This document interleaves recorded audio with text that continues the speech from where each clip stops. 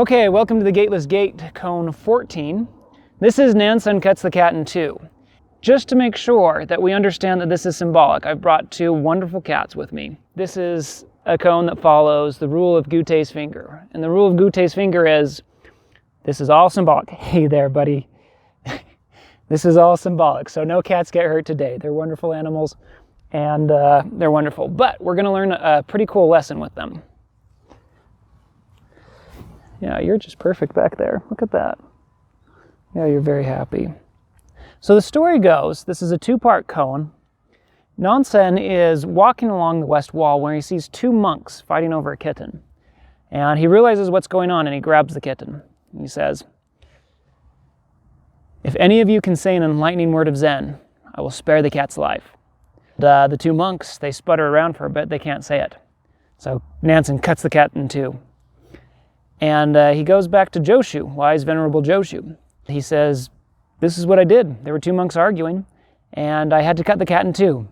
And Joshu, he takes his sandals and he puts them on top of his head and he walks away. And Nansen says, "Oh, Joshu, if you would have been there, you could have saved the cat." What does this mean? Well, the two monks were arguing about the cat, but the problem was that they were objectivizing the cat, if that makes sense. So Nansen was saying there's a life to this cat, there's a value to this cat, but you're arguing over it is a way of devaluing it. So you're actually arguing over a dead object. Your argument makes it a dead object. And that's what he meant when he said he was going to cut the cat in two. Now, Joshu, the second part, when Joshu heard it, for the second part, Joshu, he put his sandals on his head when he heard about this thing that happened. Now, it wasn't that Joshu was necessarily for or against cats, and it wasn't necessarily that he was for or against the argument either. But what Joshu knew was that in using words to define this, that Nansen had put himself in the place of the monks as well, and that Nansen didn't have the right to give or take the cat's life himself, because we all fall into this area where we argue around things that don't actually matter. We're arguing around things that don't actually matter, and it obviates the actual thing of value. So that's what Nansen was trying to teach these two monks. He was saying, hey, look, you're arguing about who owns the cat, but the cat's what's valuable here. And your argument is in fact taking away, it's ignoring the life and the value of the cat. And so if you continue to argue, it's over a dead thing, because your argument only rises to the level of something that's dead. And so Joshu put his sandals on his head to mean the same thing and to teach the same thing. He was showing by his actions that basically a shame had gone forth. That for Nansen to judge there was disregarding of the very lesson that he was trying to teach. Now Nansen knew this, and that's why he said to Joshu, if you had been there, you could have spared the cat. Now Mumon says something really interesting. He says that if Joshu had been there, Nansen would have begged for his life, and Joshu would have snatched the knife. So Joshu wanted to teach that Nansen was just as needing of discovering value in life as these two monks were. And as such, he didn't really have the right.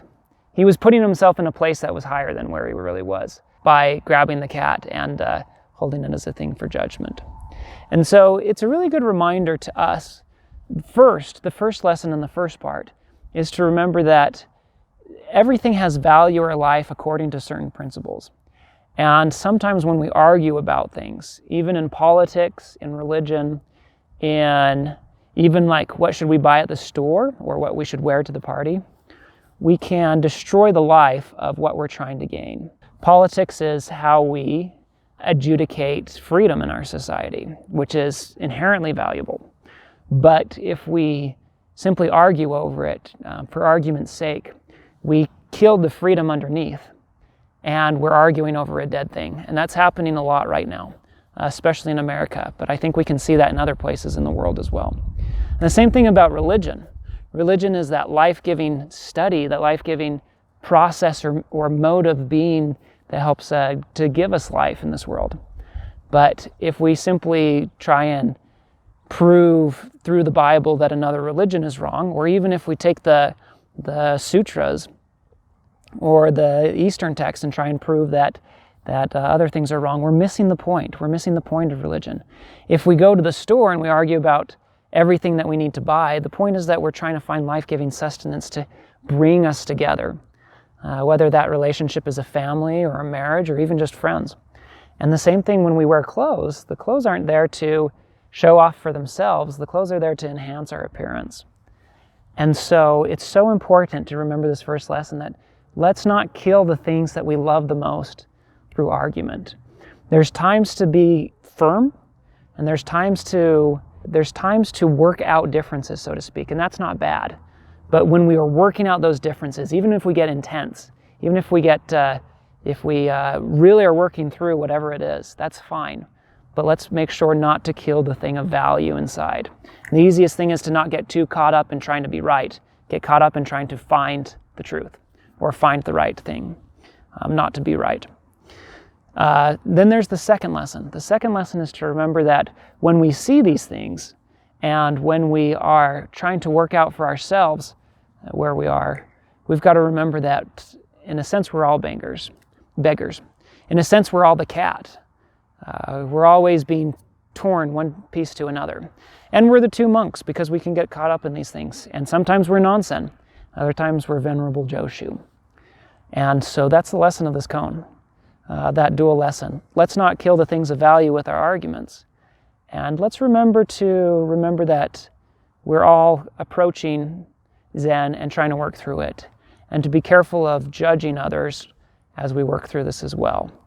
Let's take the example of Joshu, and through example and through a simple walk and talk, help others to become better and come through it. And that's how we can save the cat. So thanks for this time. Let's go love some cats, and I'll see you on the next koan.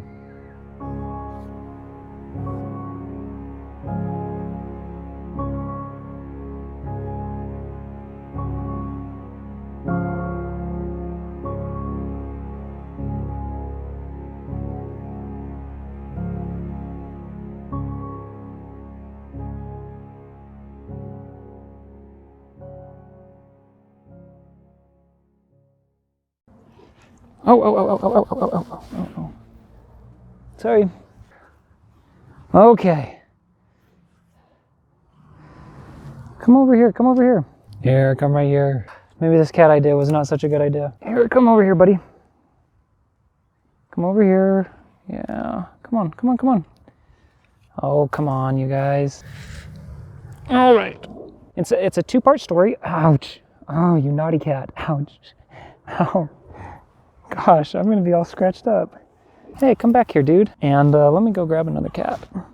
Get it? Two-piece koan. That's pretty funny. Okay, buddy, come on. Up here. Just a little farther. What happens is, yeah, you've got so many teeth. Okay, gosh. This is tough with cats. You wanna come up here? Couple wonderful felines with me today. That one's still a little bit nervous. That's okay. How are you doing, buddy? We're gonna put you up again, okay? Ouch. Careful, that's my face. Okay. That's my face. We're not getting along today. No, you don't get to play with that. Oh, no. No. Let it go. Let my mic go. Are you on the camera? I think you are.